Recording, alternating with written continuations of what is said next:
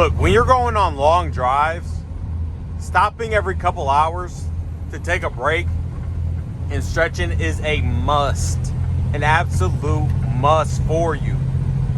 Now, this is for my long driving truck drivers, or if you're just going on a road trip, simply enough. Either way, it's crucial for your body to be getting out, to be moving every couple of hours. And also hydrated, because I know it's easy when you know you got a long trip coming up to not drink that much water because you don't want to be stopping so often at breaks. No, this is a good thing. You want to be drinking a lot of water. You want to be getting out every couple hours to stretch, move your body. When you don't be hydrated and you're not using the bathroom often, it has problems with your bladder. Now, when you're not taking breaks often and you got to go to the bathroom and stuff, but you're trying to hold it just because you're trying to get through a long trip, like that has problems on your bladder. And it shows on like older people, like they can't hold their bladder, outside of being in the car because they held it so long that they just start to leak when they get, enough fluid in them. And you can look this up. Go and look it up. When you get older and you have all these bladder problems, all these bumps and everything, like the seatbelt it's hitting the bladder. It's hitting right there. Right?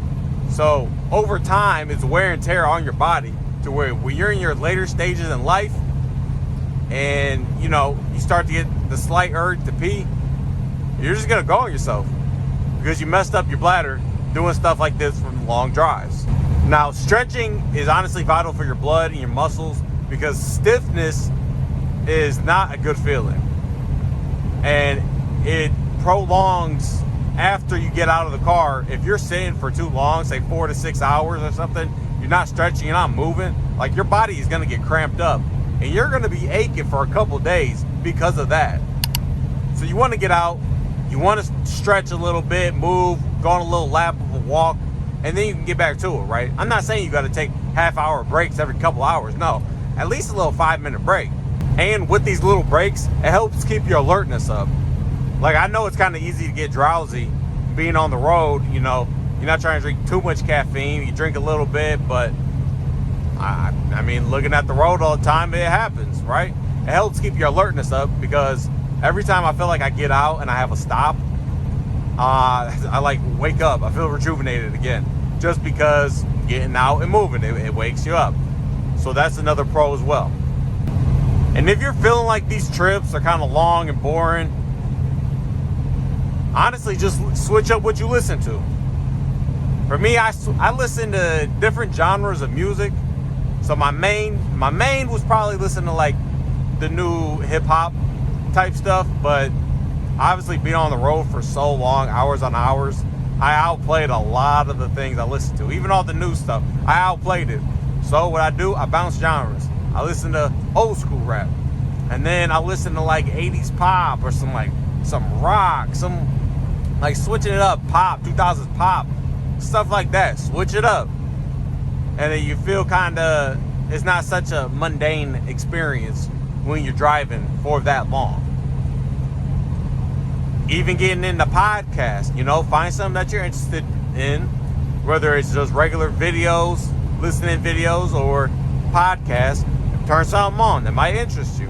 And when you're taking breaks every so often, if you see you got a quarter of a tank left or less, I say fill up the gas, fill up your fuel, because you really don't want to be in a bad predicament, because you really never know. You're stranded. Obviously you're on a long trip, so you don't really know the area that much to know where the next station's at. So quarter under, get you some fuel. Another tip I do want to say, I know going on long trips, you start to get like that binge eating type of mentality. I know truck drivers especially, but even when we used to take long trips, we used to go to New York every couple times a year. So that's a few hours going on long trips with the fam. And binge eating would be like a number one thing. What I recommend when you take your breaks every couple hours, eat big meals, like filling meals, like large protein meals, while you take your break, so that when you're back on the road, you're not tempted to binge. Because if you're eating like a little bit, like some snacks while you're driving, you're gonna tend to eat the whole way, you know, through it. And I don't like binge eating. I try to watch what I eat, but it happens when you get in that system. But yeah, that's all I got.